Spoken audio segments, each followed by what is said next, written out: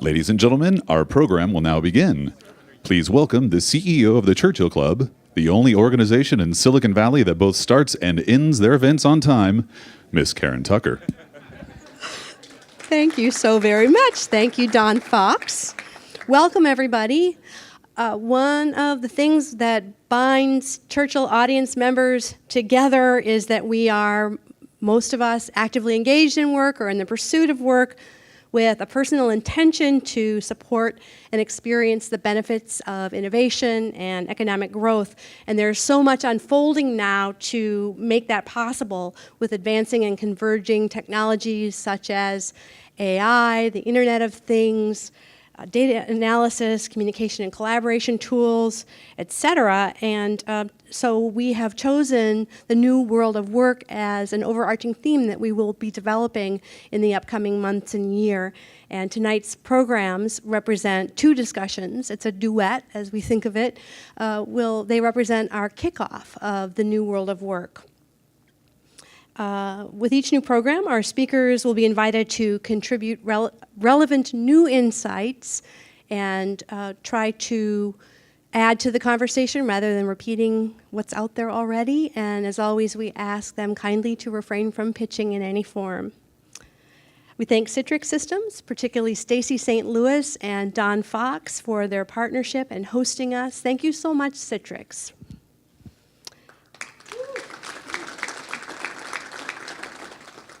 Today's hashtags are Future of Work and Churchill Club, and you will find additional Twitter codes in your printed programs. Our first discussion will begin now, called The Next Organization, Culture, Technology, and Space. It is to focus on key challenges and opportunities in the people space. Please welcome our speakers, Rishi Vaish, VP Watson Work at IBM, who is stepping in for Inisa as she is unavoidably detained in travel. Lucky to have him here. Steve Wilson, VP of Product for Cloud and IoT at Citrix Systems. And our moderator, we've also asked him to contribute to the discussion as well as he sees fit. Jacob Morgan, respected futurist and author of The Employee Experience Advantage. Please welcome our speakers.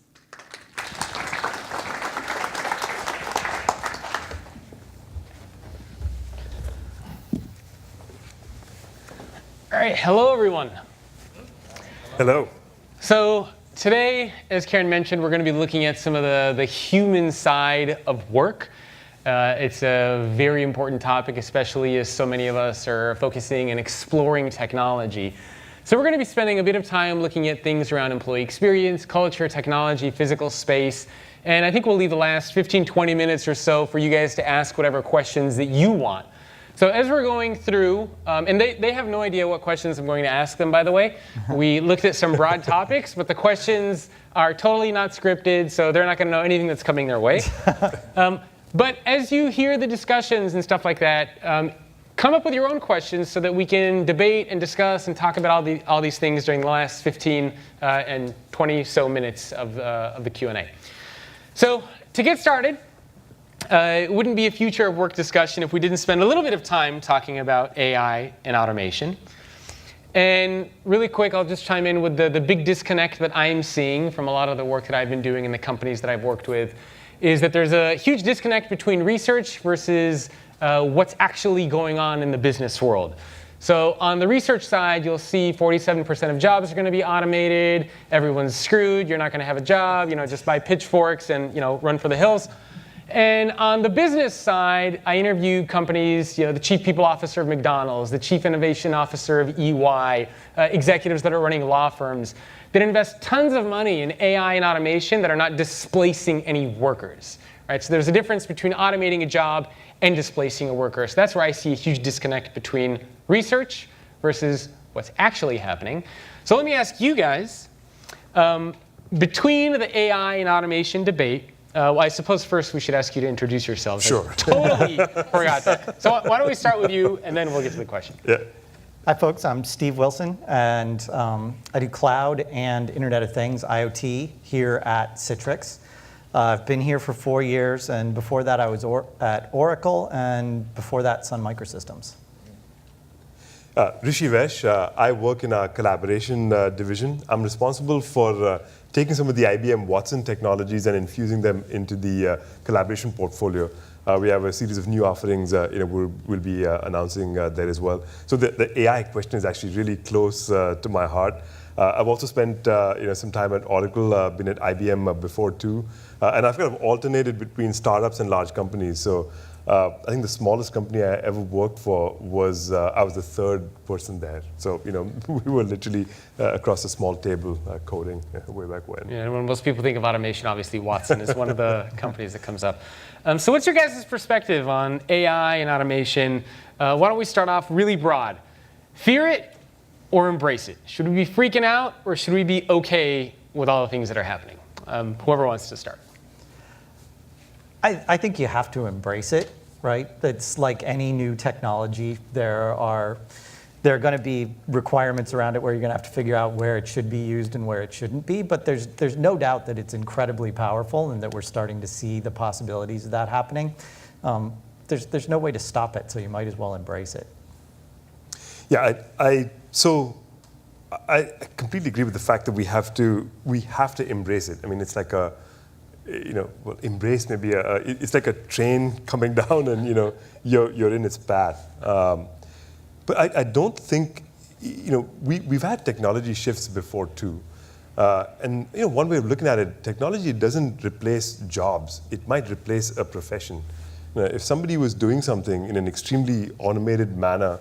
And we took a person and tried to turn them into an automaton, and then we sort of measure that as a job. That kind of automation will get taken over. But then I think the people get freed up to to pursue kind of higher level pursuits. Places where I think human intelligence really can contribute to the job instead of sort of taking a person and forcing them into a given role. So that's why I don't think it's something to fear. I think much like any other technology, it has potential for misuse, but I think being responsible about it is the way I look at it. Maybe quick show of hands, we can see how many people here think we should be more fearful or maybe vigilant of AI? Okay, couple people. And how many people think we should just be more open-minded, embrace it, everything will be fine, we'll find new jobs? Okay, so the majority of us, or the majority of people are optimistic, it sounds like.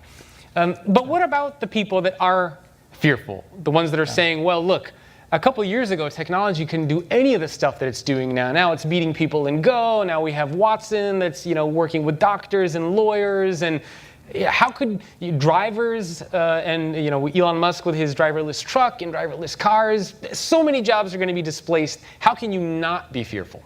So I'll take this one first, if you don't mind, Steve.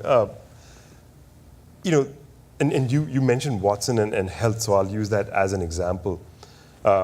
The first thing I'll say is, as a practitioner in the field, and how many practitioners here in the audience that do machine learning as part of their sort of jobs? So a few. It is really hard. Okay, it is not simple to solve. Some of these, even the simple problems, are actually pretty hard to solve. So I think that's thing one. But in that Watson health example, what we're really doing there is curating knowledge in a way that experts can better treat a patient. One of the things we do is actually ingest research papers.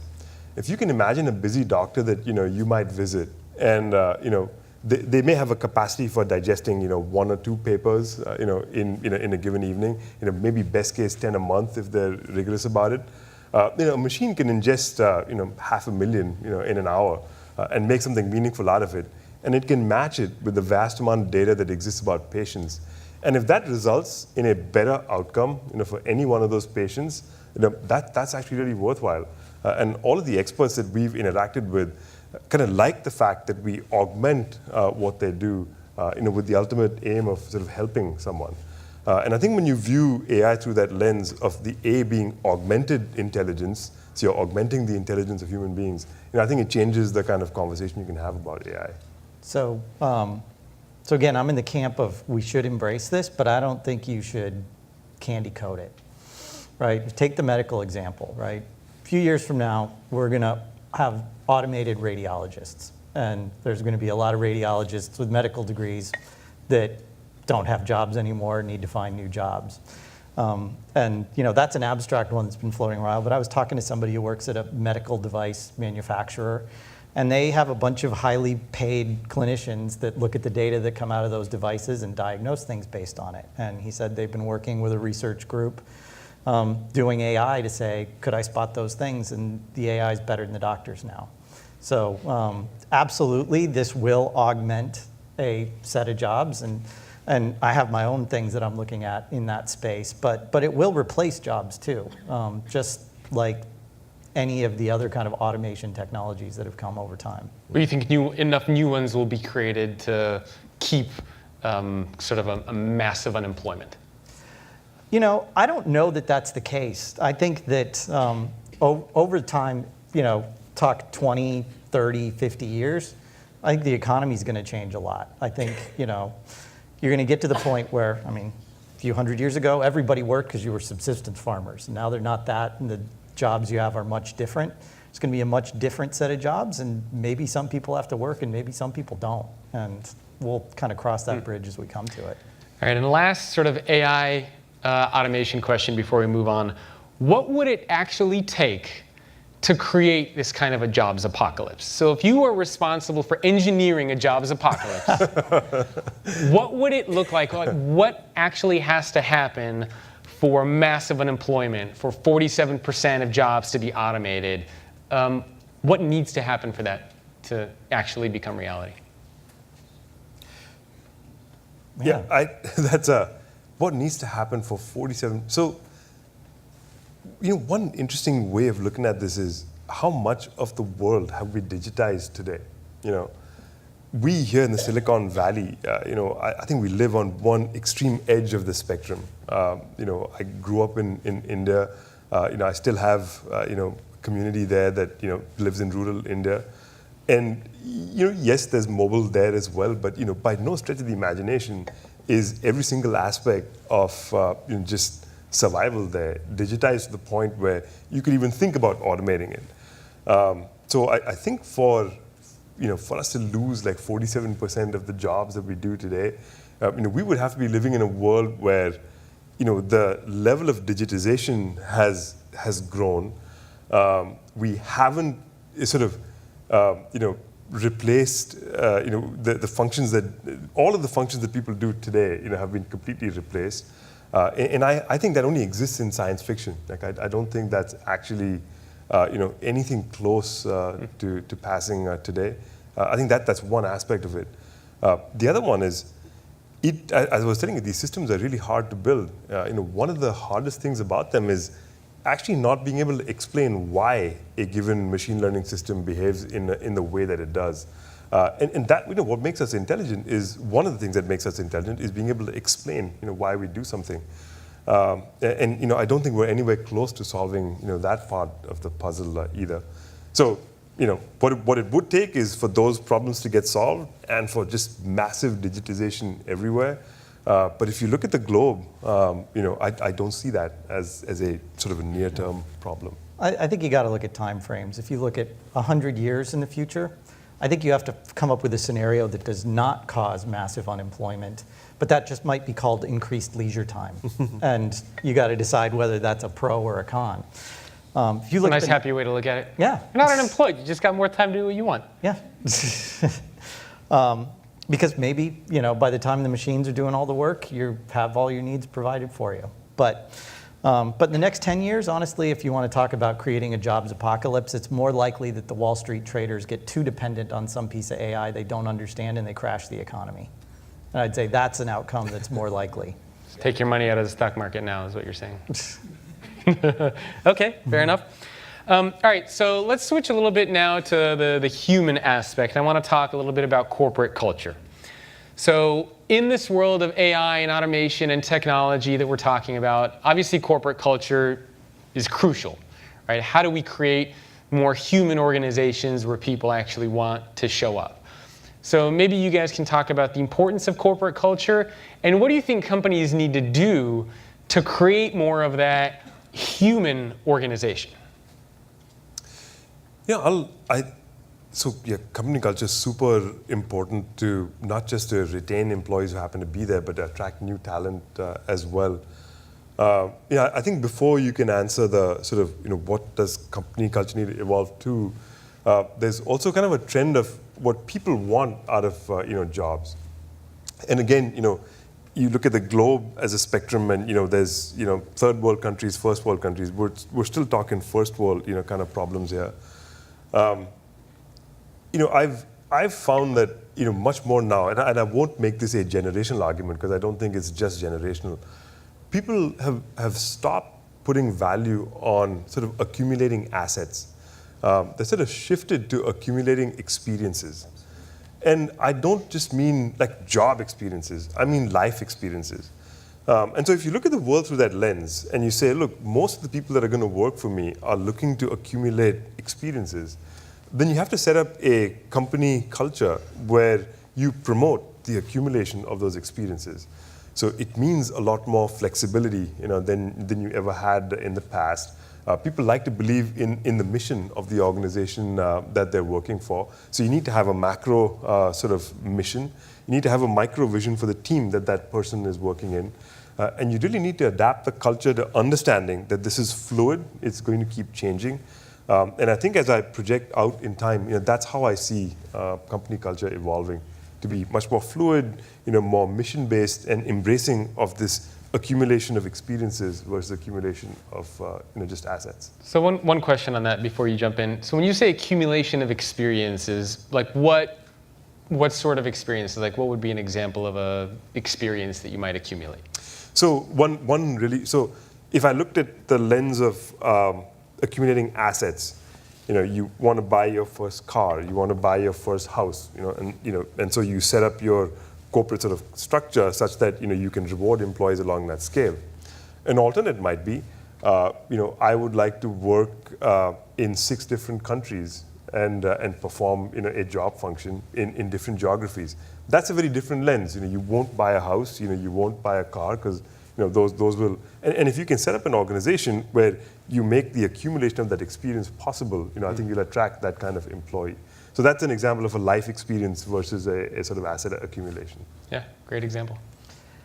Well, from a culture perspective, it's interesting because during the 4 years that I've been here at Citrix, there's been a kind of a big shift. And when I came here, we had a CEO who'd been the CEO for 15 plus years. And the culture was very much a personality-driven culture from the top down. And he had a certain personality and he infused it into the whole company. And when he left, we got a new CEO who came into something of a vacuum and actually kind of realized he needed to establish a culture identity for the company. And he actually spent a lot of time talking to both executives and individuals at the company around what are you interested in from a culture perspective? What are the values that the company should have?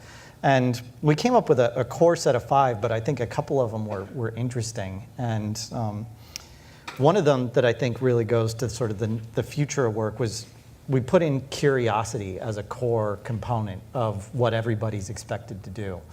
And much more embracing a culture of experimenting, risk-taking, and from that really took that and moved it out into a number of places in the company to make it more actionable, where we've put in place hackathons and tech fairs and all these kind of things where we kind of put that in reality and give places for people to attach to those core values and try to express them. And those were values that weren't plucked out of thin air. They kind of came out of people saying, I want to do new things, I want to get new skills, I want to have new experiences. And so if you can infuse those things into your culture and make them part of what you do, you may have to jumpstart them, but then they actually start to feed on themselves. Interesting. So just to give people some context around why culture, technology, and physical space, at least the research that I've seen seems to point that those are the 3 environments that shape all experiences for all employees: culture, technology, and physical space. And the research that I did found that culture is around 40% of the overall experience, physical space and technology each contribute around 30% of the experience. So that's kind of why we're looking at all 3 of those areas and how those can impact the overall experience for employees. All right, so we talked a little bit about corporate culture. Why don't we shift gears a little bit and look at the physical space. And then maybe we'll jump back to culture. So looking at the physical space, obviously, and I'm sure a lot of people here, especially in the Bay Area, can relate to a lot of the debates and the discussions that we're having around space. Open versus closed, flexible work versus come into work. Our office is even going to disappear. When you guys look at the future of work and how things are changing, and even your own respective organizations, what role does the physical space play towards shaping experiences? So I'll tell you a little story, a very personal story from what we've been doing here is we have these two Citrix buildings right here, and we were talking about doing a pretty major overhaul on the building next door. And there was a hot debate about, go open floor plan or closed offices or cubes. And we said, hey, we have offices all around the world. What do we have that works? And somebody chimes up and says, hey, we just redid these floors in Florida. We redid 2 floors.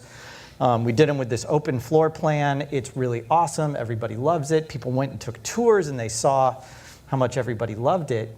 But the people here are like, no, I don't want an open floor plan. I'm a programmer. I work by myself. I need walls. And so we said, let's do a survey of all the developers at the company and find out what floor they're on, what kind of plan they're in. Do they like it? Do they not like it? What do they like about it? And it was fascinating, the results that came back. First, that floor that everybody thought was really cool actually came back as the highest rated floor. So everyone's like, open floor plan, this is the answer, we're moving to that. And they said, but what about the floor right below it that we didn't go visit that's on the same floor plan? Almost the lowest rated floor on. But it's the same floor plan. Same floor plan. So we said, well, what did that mean? So we had to kind of go dig into that. And, well, there's 2 different teams on those 2 different floors working on different kinds of things. One of them was working on a very set of forward-looking, next-gen products. They loved the idea of being open and running around and collaborating. The other guys are working on mostly fixing bugs on a set of existing products. And they're like, I just need to focus on what I'm doing. So there was no magic bullet there that we could say we redo every office in the company and that this is the gold standard. It just doesn't work that way. And we brought in some people to help with statistics and analysis on all the data we got from these surveys. And you know what? The strongest statistically significant correlation they found to whether somebody would favor one space over another is whether it was the same as the one they were in. If I'm in a closed floor plan, I want a closed floor plan. If I'm in an open floor plan, and so there was just a huge amount of please don't move my cheese. So I think space actually is really important, but there's no magic bullet. There is no way to just say open floor plan is the future or I need my offices. It's much more subtle and complicated than that. So what did you guys decide? What's going to be the overhaul here? I think we are going to go for sort of a more open floor plan with some of these things, but there's a lot of talk about how do you give people the space that they need when you need to go off diverse floor plans. Yeah, so I think you've got to kind of look at these things as a mixture. Again, it just can't be cookie cutter. So you said, so I think the part of the answer we found at least is move my cheese, which means if you have the ability to adapt your floor plan, we've done this in some of our design studios very successfully. Just a bit of history there maybe. So we instituted design as a formal discipline at IBM some time ago, maybe a few years ago. And that's a highly collaborative sort of discipline. And so we've actually set up spaces where you can reconfigure them very easily. And you can even set up walls, like mobile walls and all that too. So you could create some privacy if you wanted to, but if you wanted to open it up, you could. And for that kind of job, that does seem to work really well. But again, back to there isn't a one size fits all. There's even phases of projects that you go through where sometimes it is important for even those people fixing bugs to be around the same table at the same time. And sometimes you just need, in the creative cycle especially, people need some space to be creative and quiet. Makes a lot of sense then. I think the key theme from all of that is flexibility. If you're thinking about redoing space, we've redone a few buildings ourselves. It's making sure that there's enough enough of these flexible spaces for your employees, because it certainly isn't a one-size-fits-all at all. And then there's the aspect of mobility too. In the Bay Area, if you happen to have an employee that needs some quiet space, should they even waste an hour, making their way into work that day, or not? I think that's a question to be answered. So if you can set that up flexibly, I think you stand in probably the best shot at success. I love that you mentioned data, because I think a lot of organizations get very caught up on what Google and Netflix and Amazon are doing. They very much want to copy these Bay Area companies, which, by the way, have their own problems. And they don't spend enough time doing research, right? They look at maybe third-party reports, they look at what another company did, but they don't turn that research arm inward to find out what the employees actually care about. And in your case, that proved actually, you could spend millions of dollars redesigning a space, and if you don't have the data around it, you find out, why don't these employees love it? We created this amazing floor plan for them. So the data aspect, I think, is absolutely crucial. What about, and this is one of the things that sometimes I hear pushback around, isn't this expensive? It's so much money to redesign a physical space. It's so much money to hire architects and work with these design firms. Why even bother doing it? Is it worth making those investments? Yeah, absolutely. I mean, I think I would have to answer in the affirmative. It's always worth making those investments. The needs of employees change over time. If you set up a building, we have buildings that have been around for like decades. You need to change the configuration to adapt to the changing needs of the workforce.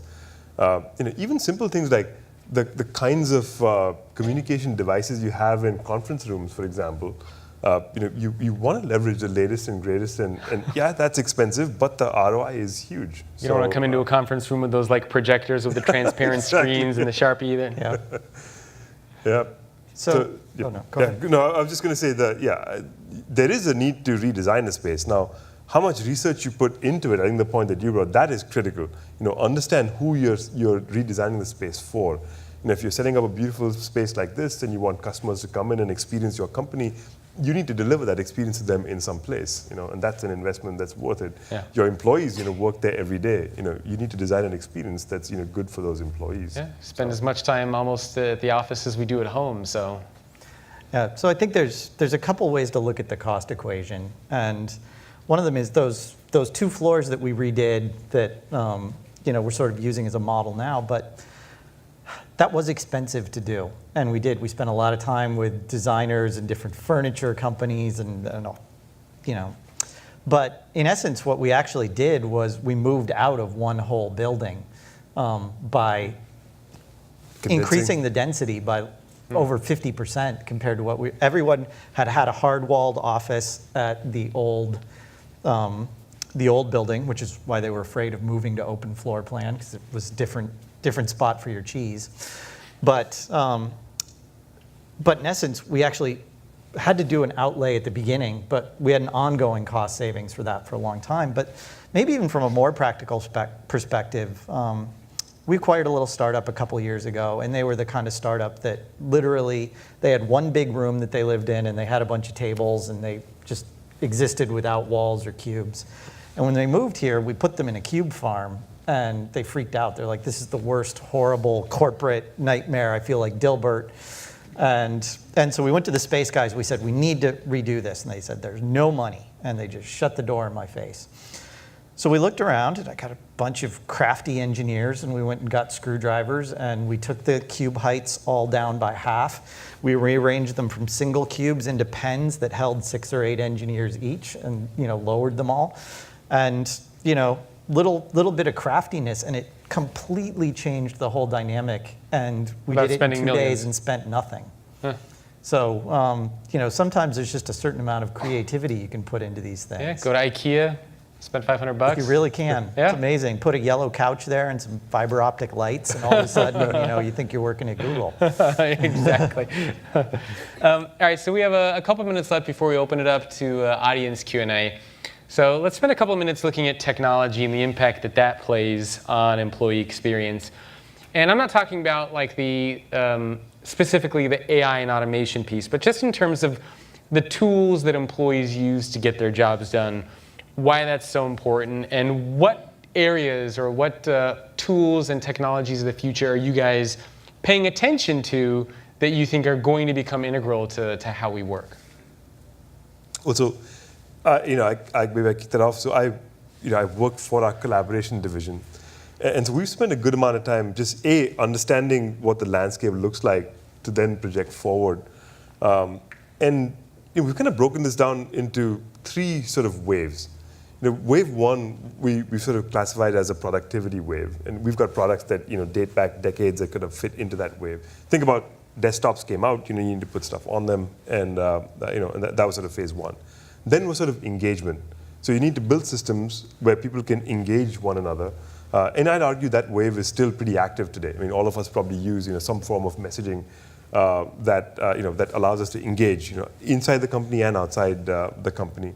And in the next wave, you said look out a little bit, is really applying learning and intelligence to the data that you've got in those systems because they happen to be digitized, and find ways to, because what these technologies have done is kind of interrupt our daily lives, create noise, they've created information overload. And so it's really, solving those kinds of problems, that we see as that next wave of collaboration technologies is, understand what's going on in these streams, don't just provide the streams, and then curate the content in the streams to be able to deliver insights and relevant information kind of at the right time to people. So that's sort of how we view, the technology and collaboration as solving that problem.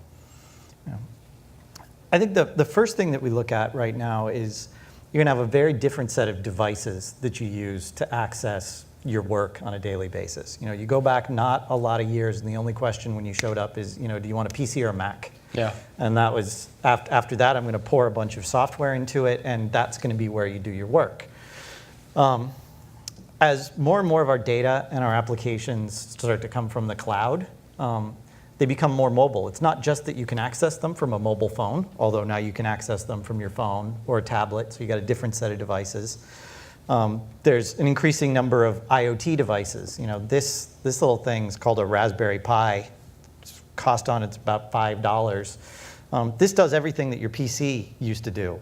You could hook up keyboard and a mouse and a monitor to it and use it as your computer.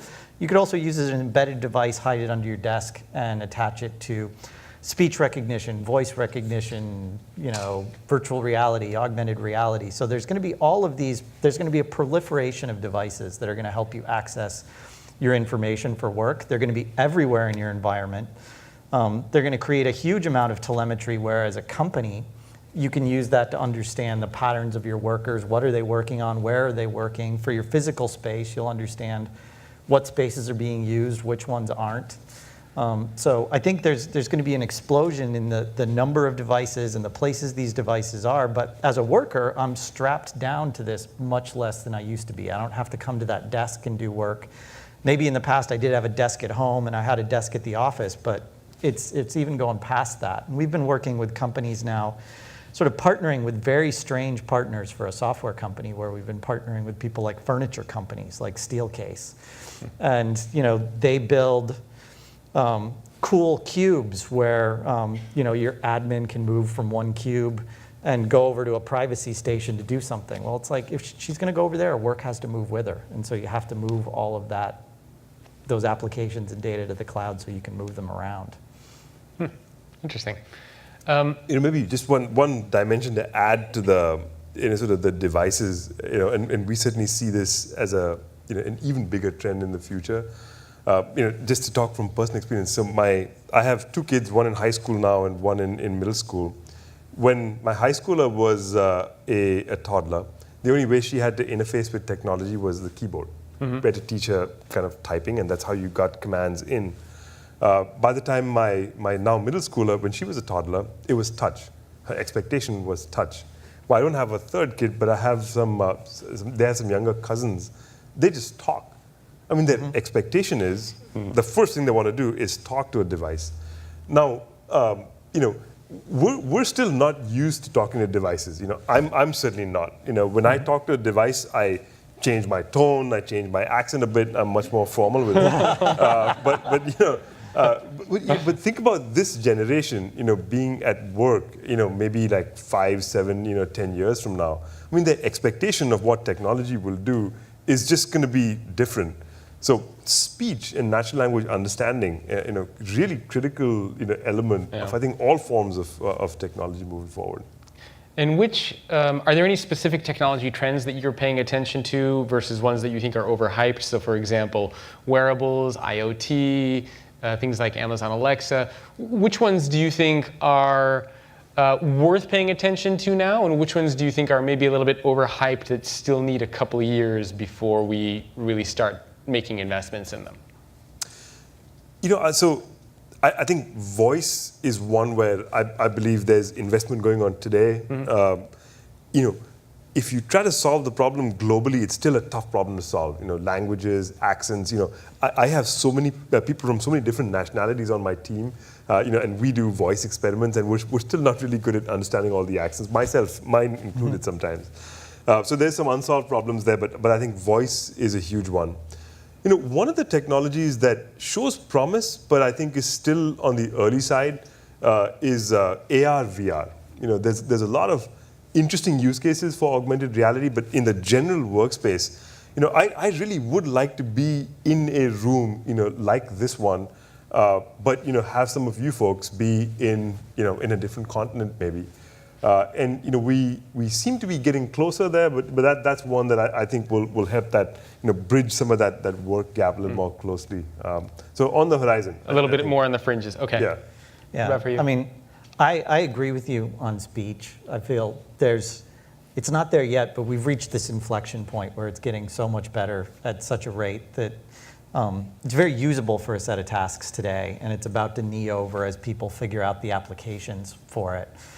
There's a whole bunch of startups out there that just specialize in building bots now, which are not physical robots, but they're chat bots. And you can put voice in front of that or type commands or text messages to it.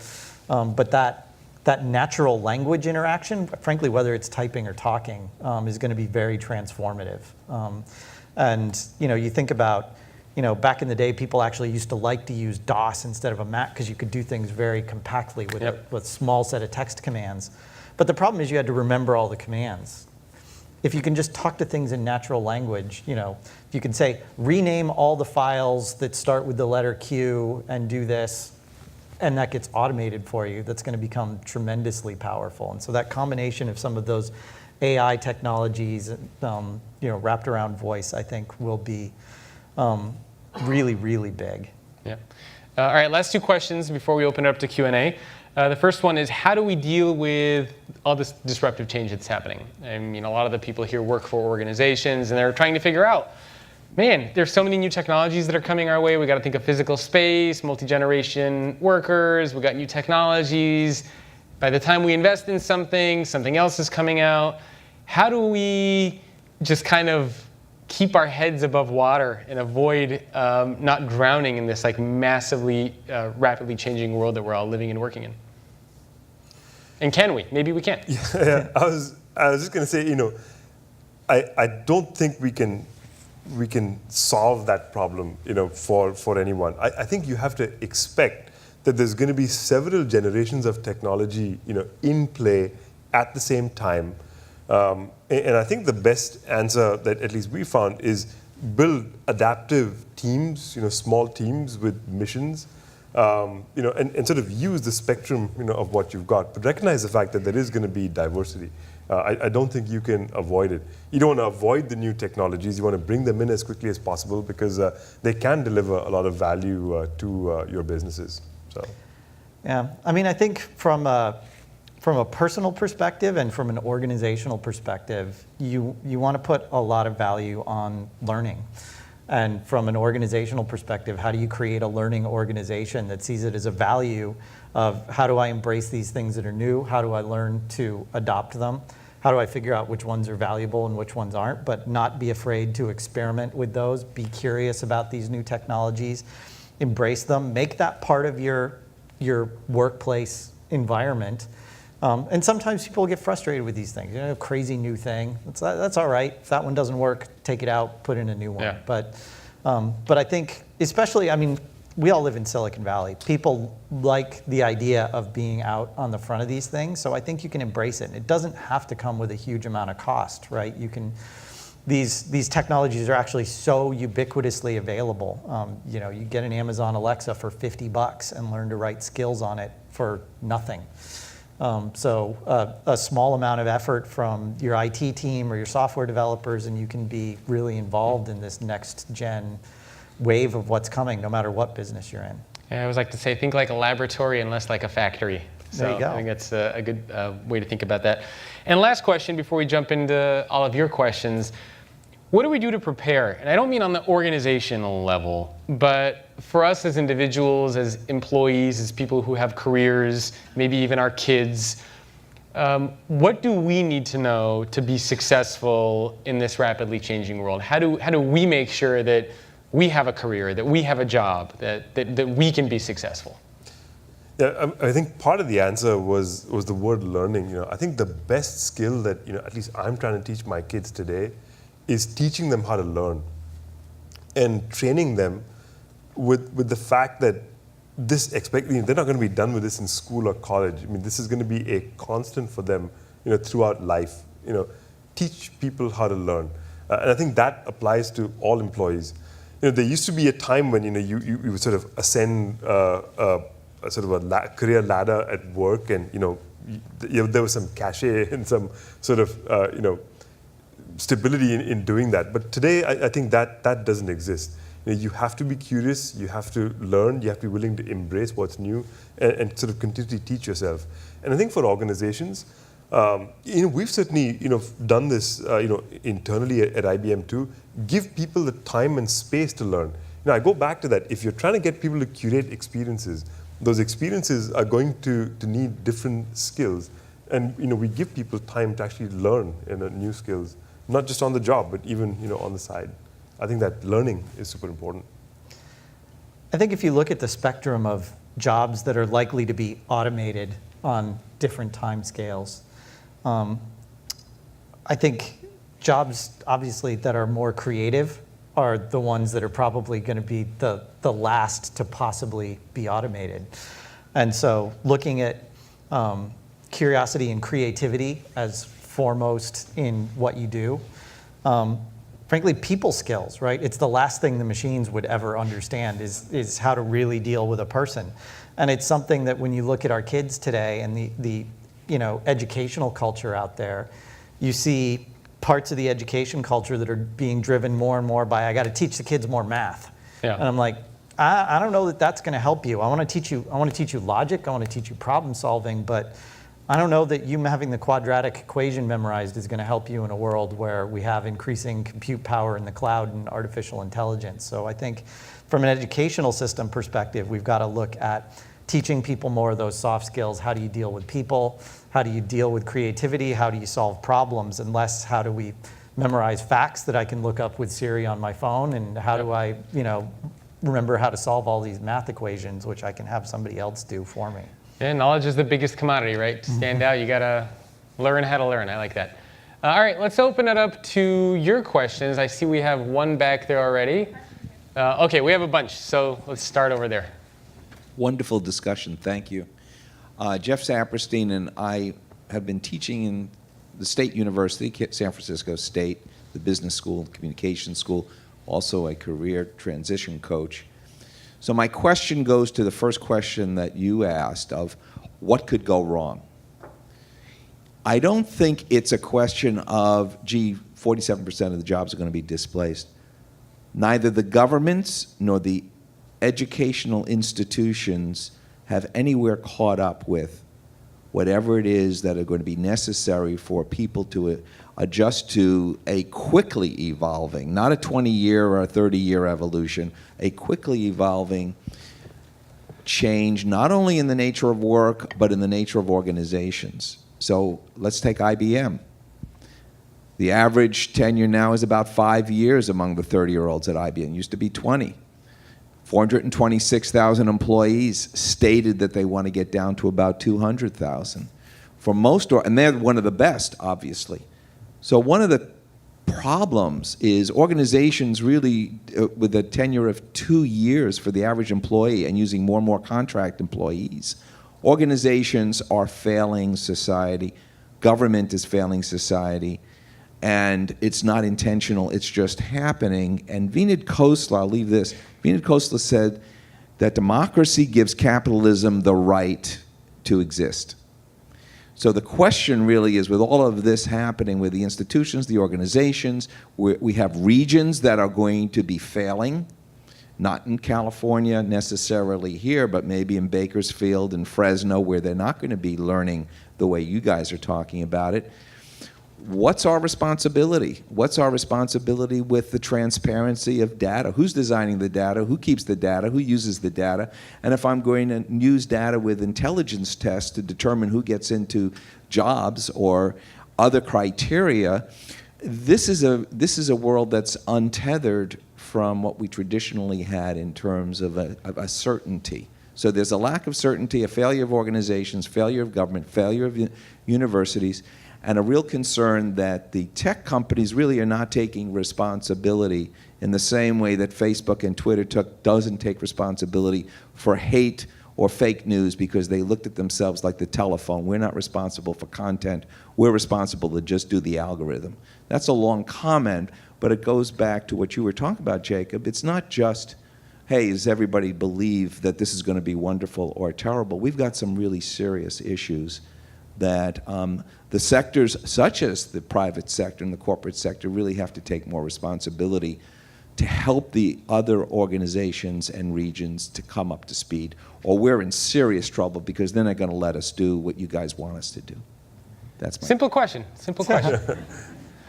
All right. Well, I'll share my thoughts, and we'll jump over to you. Oh man, there's so many things that you can say there. There's many dimensions. Yeah, there are many dimensions. I'll start just very, very high level, and then maybe you guys can narrow down. So I've talked to a lot of governments. I've talked to a lot of people in the OPM, the Office of Personnel Management. Man, they're decades behind. You should see some of the links that these government officials send me for where they access resources. It literally looks like it was built in the 70s. So they're very behind. I think the bigger problem for a lot of these companies is how they think. And I always like to say, think like a futurist, right? Because when futurists are taught, right, if you go to a class and do a certification around it, they always teach you to think in scenarios. And they always teach you to think in different time horizons. They teach you to think around alternatives. And I think most businesses are very obsessed with focusing on short term and one future. And when you think short term and you think one future, you miss a lot. And if you're wrong, you're in trouble. So I think there's a big challenge in how organizations actually think. Now, in our personal lives, we actually do a pretty good job of this. In our personal lives, right, when you want to buy a house somewhere, when you're thinking of having a kid, you think, what's my property value going to be? What school is my kid going to go to? What do I want them to be when they grow up? What should they be studying? When should they go to daycare? Like, you think about scenarios and alternatives in your head. And for some reason, when we get inside of our corporations, all of this sort of scenario and multi-horizon thinking goes out the window. And it's like, okay, we got to make our numbers next quarter. Automation, we heard what the White House said, right? They're not worried about it for the next 50 to 100 years, which, in 50 to 100 years, I mean, you tell me what it's going to look like, right? That means not my problem. Yeah, exactly, not my problem. So that's part of it. I think we need to change the way we think. I think second is, and we touched on this, is there's much more accountability in the hands of us as individuals to teach ourselves the things that we need to know to be successful, right? Learning how to learn, taking classes online, going to sites like Teachable and Skillshare and Coursera. I know that there are, some organizations are stepping up. So Evian automated thousands, I think it was 1,000 jobs in the Alps. And all of the people that were technicians were retrained from bottling water to managing and piloting remote shuttles, right? So there are some companies like that, some companies like Accenture, where they automated 10,000 jobs but didn't replace a single human because they retrained them and upskilled them. So some companies are doing a good job. But I think it's naive as us as individuals to think that our companies are going to take care. and just protect us and look after us. The first thing that a company does when there's a problem is look at numbers, and they cut you. And so in that kind of a world, you need to be prepared that you are going to look out for you. And only you can teach yourself the skills that you need to be successful. So my perspective is companies need to think differently, and employees need to be more accountable and be prepared for a pretty cutthroat world. Maybe you guys want to... I'll just add one thing to what you said about the ability to go out there and get, these online courses and things, which you can do. You want to go learn about machine learning, you could pay like $10 on udemy.com. That's free, actually, and get like an 80-hour course on this. But I'll just give a very personal example that flabbergasted me recently, which is I have a teenage daughter, and I bought her sister a keyboard, like musical keyboard a few years ago that she never bonded with, and it was just collecting dust. And I walked home one day, and I walk in, and my daughter is playing piano. And I'm like, what? Where did this come from? You've never taken a piano lesson. And she's got her phone propped up on the piano, and she's going, I'm watching YouTube, and I'm figuring it out. And she's basically just go and do your own piano lessons on YouTube for free, and she's taught herself how to play piano. Yeah, and so this amazing. is the flip side of all of this, change of stuff coming at you is that the resources are out there where you can learn to do anything you want and attack these problems too. So it's a two-way street. Yeah, I think the only dimension I'll add, corporations and corporations have to evolve too, through this transition. It's not, it's hard enough for one human being to sort of understand and evolve. A corporation of some scale, the problem is compounded. And I think if I look back in history, because we can't look into the future too clearly, but at IBM we've gone through a few of these sort of technology shifts over time, and I believe we've got the elements of how to make an organization navigate a shift like this in place. So, but I think every organization is going to be confronted with a challenge like that. Yep. Next question.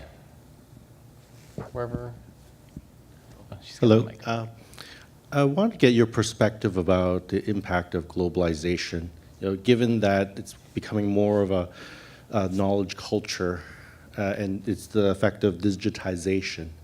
So now it may not affect everybody, but follow my short, summarized thought process. As we get more and more into an economy that's data-driven and knowledge-driven, a lot of these things are now going to be dependent upon skilled workers who are doing interactive things with other people. And so knowledge goes across the globe. Decisions have to be made not perhaps locally, but in collaboration with more and more people around the globe. So 10 years ago, for example, I just had to deal with India, even though they're 12 hours away. Now it's Turkey, and so how's that affect the future worker, right? I think before it might be very specialized, high-level managers have to deal with this, but I see the effect trickling downward. How about your perspective? And you guys are big global Yeah. companies, both of you, so Yeah. how do you guys deal with that?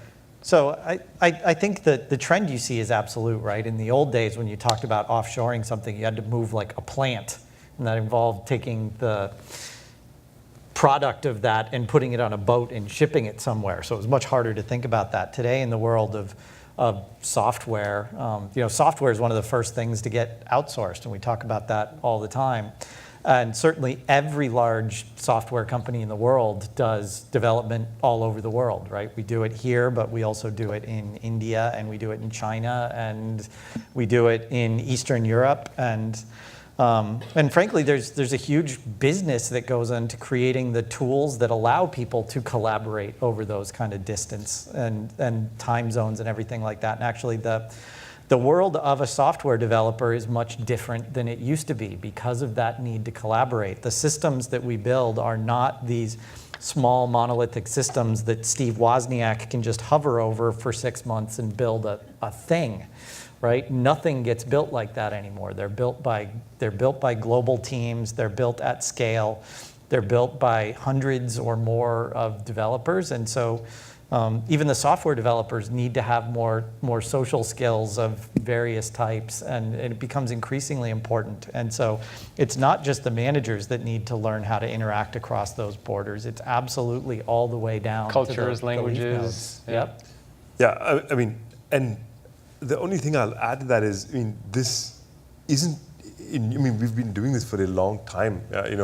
The first time I got acquired in IBM 2010, the thing that struck me was, I mean, instantly I had access to like teams across the globe, not just the teams that would help me build my product, but that would help me sell it as well. So I think collaboration technology there has only gotten better. I think it is going to get even better over time. We're going to have AI help us solve some of the problems that we haven't been able to solve now. So I think you should expect globalization in large companies, and it's not a new problem. Yeah. Next question, wherever the mic is back there. Thank you. Thank you for the discussion. I just wanted to ask you to expand on one of your earlier comments about offering the value of accumulating experiences and thinking about this perspective of working for some time in a financial setting, in a project management setting, et cetera. You're basically creating a lot of generalists, which is great if you can also teach the social skills and so forth. What aspect of your HR team needs to catch up, though? Because the HR teams still look for specialists. When you're looking to fill those teams, the descriptions are written that way, the way to find the jobs is written that way, and just thinking about like what are the networking pieces. So if the overall total number of jobs are shrinking and you're getting more generalists, but you're recruiting for specialists, are you moving kind of in opposite directions there? So accumulating experiences doesn't mean creating generalists. The way I see the modern worker, folks that I speak to, they want experiences in their life, and they want me as their sort of manager/employer to help support them through that. This doesn't mean that they have to change disciplines. If you happen to be a C# programmer and that's what you want to do, that's awesome. But today you may want to do that in California. Tomorrow you might want to try that in New York. Day after tomorrow you might want to try that in our Dublin lab. After that you might want to move to China for a while. I can help you kind of get that experience. Yeah. Oh, sorry. Maybe your question was a different one. But do you want them to have different experiences? Like, not just be the C# programmer, but to also be a product developer or, cross-training. That was a little bit more of my question. Sorry if I'm, Yeah, I think that's up to the individual. There are people that enjoy different disciplines. There are people that enjoy specialization. I don't think there's a prescription there. It's really understanding what an individual wants and being able to curate, what they'd like to do. Actually, something really interesting, along those lines.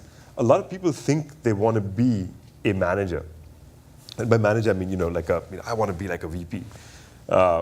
And so we have a program where you can shadow an executive and sort of watch them do their job.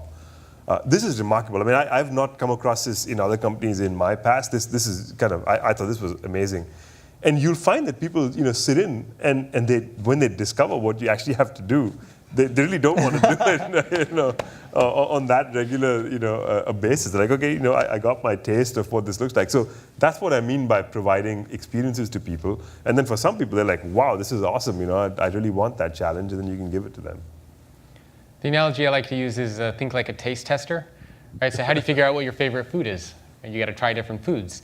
And I think organizations need to think of themselves a little bit as they have a buffet, and they are going to encourage their employees to be more like taste testers to help them figure out what they like, what they're good at, and once they find something that they like and what they're good at, we're going to give you a lot of it, right? We're going to make sure that that's what you love. And if you stop liking that and you want something else, we're going to try to create that nimble and agile environment.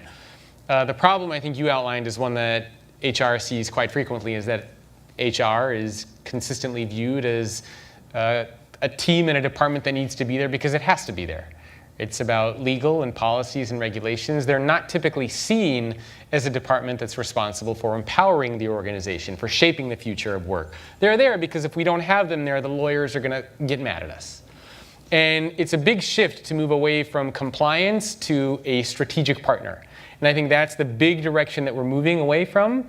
And in fact, even a lot of companies are renaming HR, right? They're shifting towards talent, towards people.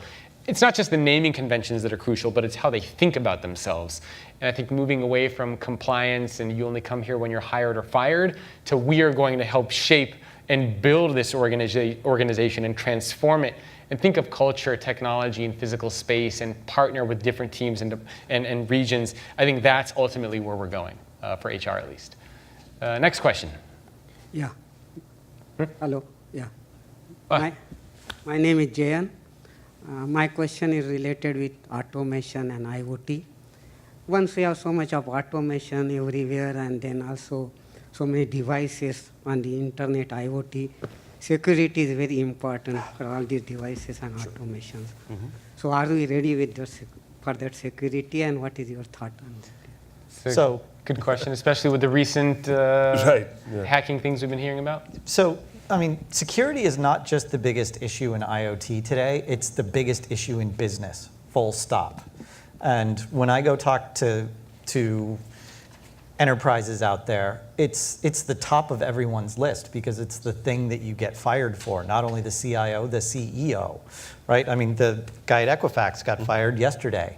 That Hillary Clinton did not win the election in part due to poor computer security. So it's a huge issue out there. I can tell you that there are massive budgets going into this sort of across corporations and governments and everything else. So there's a lot more consciousness about it. I don't think we have all the techniques that we need to deal with it. I can tell you one of the most interesting fields that I see right now is actually applying AI to computer security. And sometimes I feel like I'm in a William Gibson novel when we start talking about this, because people are building artificially intelligent agents that are going to roam the network looking for bad guys. But it's the sophistication of the people attacking you, trying to get at your secrets, your money, your identity. It's incredibly sophisticated, it's incredibly big business, and you need to take it very seriously. It's really a huge deal. And with IoT, it literally can become more and more life and death, not just I get fired. So I have a fun question that I like to ask. How many times a day does Citrix try to get hacked, or even IBM?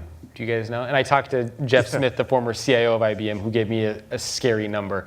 And even the CIO of GE. Like, how many times, just so people can get context, how many times a day are people trying to hack something like a Citrix? Is it once a day, 5 times a day? No, it's hundreds a day. Hundreds a day. So literally hundreds of hacks a day you're fending off. For 365 days a year, so you're dealing with hundreds of thousands, if not millions of attacks. And at IBM and at GE, they were telling me it's like 10,000 a day. Yeah, I mean, you can try this experiment at home if you're a geek, okay?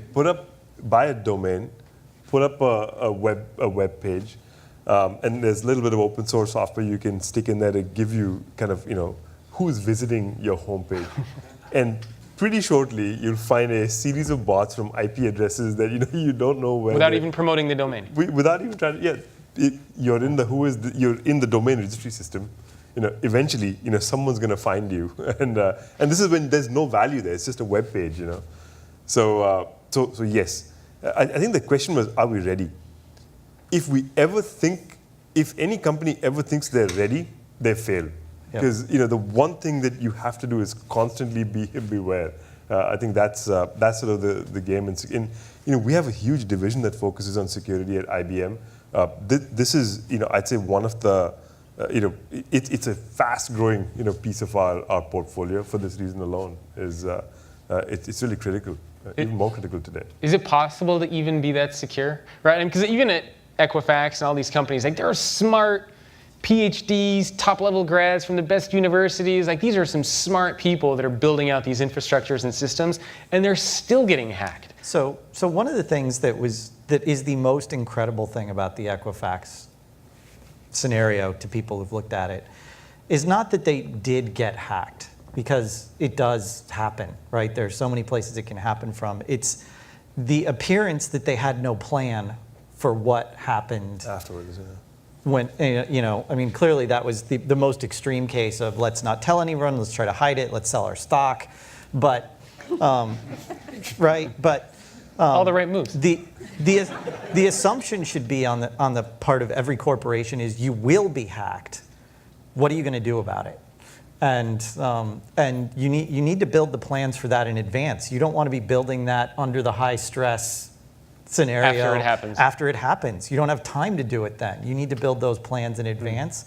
You need to be thinking about that. And maybe it won't happen the way that you thought out, but you put those contingency plans in place. And so you must be constantly vigilant. You must have those defenses up so that you're not the first guy to get hacked. But you need to have the plans in place for what does happen because so assume it'll happen and be prepared for out it. there. Absolutely. Great. Next question. Oh man, we got a lot. Hi. There's been a lot of talk around the impact of technology, space, and the culture at work, right? But we've been mostly focusing on knowledge work and the type of work that we all perform in this room. Can you develop a little bit on what are your thoughts about the potential and the possibilities of impact of technology and space and the new trends on blue-collar workers and frontline employees around the world? And I don't mean just like displacement of jobs, but actually what is the potential of all these people having a supercomputer in their pocket, being networked between each other and communicating and in a way becoming knowledge workers? So people, this might be farmers or so not the typical knowledge worker, just so people can. Right. I mean, I think we're at a fascinating place with compute in people's pockets. There's a recent article on someone who's trying to figure out how to find out if a farm in Africa has been sort of infected with a particular kind of disease. And so they were like, we'll do drones and we'll fly them out there, and I'm like, that's awesome. And someone came with a bright idea. You know what? They have bicycles there. Everyone has a phone there. We'll just have them bike down and take a few pictures, and that was it. So I think you don't necessarily have to overcomplicate the answer. And so, but I think with these breakthroughs, essentially everyone has a massive, at least one, if not two, IoT equivalent devices, in their pockets, at all the time. And sometimes in third world countries, they've actually leapfrogged us by a generation of these devices. So they're ready for business there, already. So I think that's an amazing opportunity. Yeah. I mean, I think there's a big question about what's a blue collar worker and what's a knowledge worker at this point, right? You think of a farmer as your quintessential blue collar. Man, the amount of technology that goes into farming now. Yeah, it's amazing. IoT devices everywhere on the farmland, on measuring water content and sun content and all these other things. So I think it does impact not just the software industry. I think it impacts industries broadly, and that'll be everything from farming to fast food to manufacturing. Yeah. And I agree. I mean, I think technology can create a lot of opportunity, but the problem is we need to make sure that people have the technology and the connectivity. Because if you don't have those, I think that's when you really start to get in trouble, right? You don't have access to the resources, you don't have access to the web, and then technology just comes to displace you, and there's no resources that you have at your disposal to take any action. So I think that the connectivity that we can provide to people around the world, the more connectivity, the better. The more mobile devices, the more things that we can give to traditional blue-collar workers, the more the potential will be for them to be able to continue to thrive and grow. So I was told one more question. Last question. Who gets the last question? I get the last question. Oh. Make it a good one. No pressure. It has to do with diversity, which hasn't been mentioned yet. When I read the Chronicles business section, it's always about problems with diversity or the benefits of diversity. So I'd like to hear some comments from our esteemed speakers who've done a wonderful job on what they think about making your organizations more diverse. Yeah, I mean, this is, for us, it's it's part of our philosophy at IBM is to be diverse, whether it's, gender, ethnicity, geography. I mean, we're very conscious about it. And in just a personal sort of experience here, I found that, diverse teams actually work really well together. I have a team in Dublin. And when I visited them, I thought, hey, this is just going to be Irish. It turns out that it's pulled a lot of people from all over the globe into Dublin because it's now this thriving little mini Silicon Valley there. And I think they have one of the most diverse populations I've ever had the privilege of leading. And they produce some of the best, most well thought out designs that I've seen in my group too, just because they all bring different perspectives. I think that is the unique part about diversity, is people coming from different backgrounds, bringing their different perspectives to solving a problem. You get a very multifaceted solution. So I think that's how we view it. Yeah, so maybe I'll be a little controversial, but I think the industry in Silicon Valley and the software industry in particular has a big problem here, in particular with sexism. And we see it every day. The number of women software developers is incredibly small compared to the proportion that you should have. There are things that go all the way down the educational system from very early on, where we fork girls away from those things. And it goes, frankly, all the way up into the way that we do interviewing and team building as an industry, where I think we really need to address that. And you look at things like the Google memo that came out recently, and I think it's just, if you read it, take it at face value that it's indicative of what a lot of people are thinking. And I think it's something that the industry needs to tackle head on. Yeah, one thing I'll mention about diversity, just personal story. So when I wrote my book on the future of work in 2014, I was talking to my wife. We share a home office together, and as I was writing the book, she said, you should include a section on women in your book. I said, what? Why? I was very naive and ignorant. And she said, it's very different for women in the workplace than it is for men. And I didn't know anything about this stuff, so I heard some stories here and then. I said, how different could it really be? And so I started doing some research on this, and basically, through all this research, there's now a whole big section and like several chapters around women in management in the book that was out in 2014. And I think there's a big education problem. A lot of people, myself included, just had no clue about what this meant. And today, diversity, of course, is not just men versus women. It's cognitive diversity, race, culture. It's all sorts of different things, right? And I think it's in the best interest of everybody, right? I looked at 10 environments that shape corporate culture, and diversity was one of the things that employees care about most. And it makes sense, right? You don't want everybody that looks alike, that thinks alike, that believes in the same things, trying to solve your company's biggest problems, or trying to identify new opportunities for you. You want people with different perspectives that can come together to solve challenges and to identify new opportunities for you. So the employees care about it and value it, and I think it also greatly benefits the organization. I think more people just need to be more aware of what diversity means and the pros of why this is so crucial and what companies are doing. So I think that's it. We went a couple minutes over, so thank you all for your fantastic questions, and thank you to the panelists for participating. Thank you. Just a second. Just 1 second, Steve. Thank you very much. I'd like to echo that. Thank you for sharing your perspectives with us so candidly. We really appreciate it. We are just about to move into our next session, but first we must have the ceremonial presentation of the speaker T-shirt. Here it comes. Please wear that in very good health. Thank you very much. Thank you so much. Thank you very much. Thank you. Thank you. Thanks, Jacob. Thank you.